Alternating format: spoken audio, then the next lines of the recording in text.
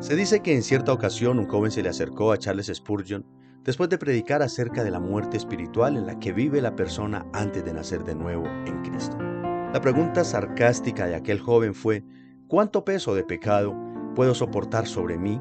¿Cuántos kilos antes de ser aplastado? A lo que el predicador le respondió muy sabiamente: si no has nacido de nuevo, puedes soportar no solo kilos, sino toneladas de pecado. Porque así como a un difunto se le puede vaciar mucha tierra encima y no siente el peso de la tierra, una persona muerta espiritualmente tampoco va a sentir el peso de su pecado. Cierro la cita. Sin duda, es una muy buena ilustración para describir la insensibilidad espiritual de alguien que está muerto en sus delitos y pecados. Y en nuestro devocional de hoy, el apóstol Pablo nos lo recuerda muy claramente también. Soy el pastor William Zúñiga de la Iglesia Renaciendo en Cristo. Quiero compartir contigo la reflexión que nos comparte hoy Pablo a través de su carta a los Efesios. En el capítulo 2, versículo 1 dice: y Él os dio vida a vosotros cuando estabais muertos en vuestros delitos y pecados. Tras describir el maravilloso poder de Dios al resucitar a Cristo de la muerte, en los versículos inmediatamente anteriores, Pablo empieza esta sección diciéndole a sus lectores originales y a nosotros que antes de ser cristianos estábamos muertos espiritualmente. Así como una persona, cuando está muerta, está carente de vida orgánica en todos sus sentidos, alguien muerto espiritualmente también carece de vida espiritual, y bíblicamente esto se traduce en indiferencia e insensibilidad a las cosas de Dios. Imaginémonos un difunto en un ataúd. Los demás le pueden decir todo lo que quieran, expresarle su amor, su afecto, su gratitud, pero también pueden expresarle su odio y todo lo que hayan sentido contra él. Incluso lo puedes pellizcar, lo puedes sacudir, pero el muerto, muerto está. No siente absolutamente nada. Y de esa misma manera estábamos todos nosotros antes de ser salvos por Cristo. Estábamos muertos en nuestras transgresiones. Habíamos traspasado todos los límites. Nuestras acciones, sentimientos y pensamientos ignoraban lo que Dios ha establecido o prohibido. No sentíamos ni veíamos nada malo en las malas acciones que practicábamos y en los pecados en los que incurríamos. Así es que Pablo nos invita a reconocer cuál es la fuente y la influencia de la maldad en la vida de las personas estando en esas condiciones. En primer lugar, el mundo. Dice el versículo 2: en los cuales anduvisteis en otro tiempo siguiendo la corriente de este mundo, conforme al príncipe de la potestad del aire, el espíritu que ahora opera en los hijos de desobediencia. Pablo explica que la fuerza del pecado que se ejercía antes prácticamente gobernaba la vida de la persona, porque todos vivían según la corriente de este mundo, cuyos valores, creencias, costumbres y moral son diferentes a los de Dios. Ahora, ¿qué es lo que te ofrece el mundo el día de hoy? Por doquiera que tú veas o vayas, el mundo te incita al pecado en muchas de sus presentaciones. Te incita a la codicia, al amor al dinero, a la lujuria, el sexo desenfrenado, el egoísmo, a la violencia, a las religiones o creencias falsas y a todo tipo de maldad. Y según Pablo, esta forma de pensamiento y de vida está orquestada por Satanás, el acusador y tentador.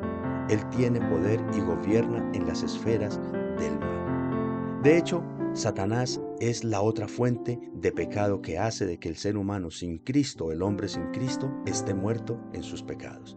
En los tiempos de Pablo, la mayoría de la gente creía que toda persona que practicaba algún tipo de pecado notorio o muy degradante era porque estaba endemoniado. Sin embargo, de lo que el apóstol está hablando no es de posesiones demoníacas, sino que Satanás es la máxima expresión del pecado y la rebeldía. Y mucha gente vive o desea vivir de esa misma manera. Tienen ese mismo sentir y la misma forma de pensar que Satanás. Y esta es la razón por la que antes de ser rescatados por el Señor, íbamos de pecado en pecado, como ciegos dando tumbos de mal en peor respecto a la maldad. Porque espiritualmente no distinguíamos ni resistíamos las propuestas seductoras de Satanás. Como dijo alguien por ahí, mientras nosotros jugamos con el pecado, Satanás va muy en serio buscando nuestra destrucción.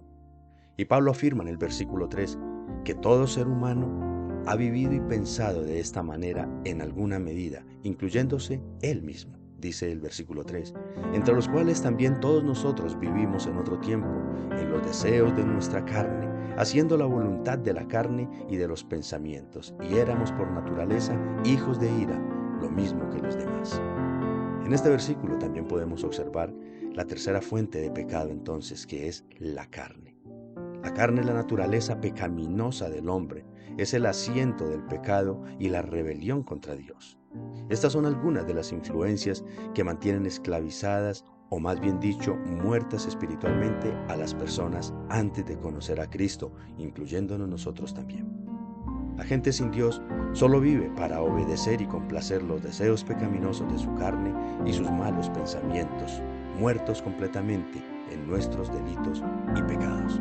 Pero a más de esto, Pablo asevera que debido a esta perversión e incredulidad, el hombre sin Cristo está bajo la ira de Dios. Y estimados oyentes, esta era la lamentable vida de muchos antes de ser salvos por Cristo, y todavía lo es para aquellos que aún no han venido a sus pies ni le han aceptado como su Señor y Salvador.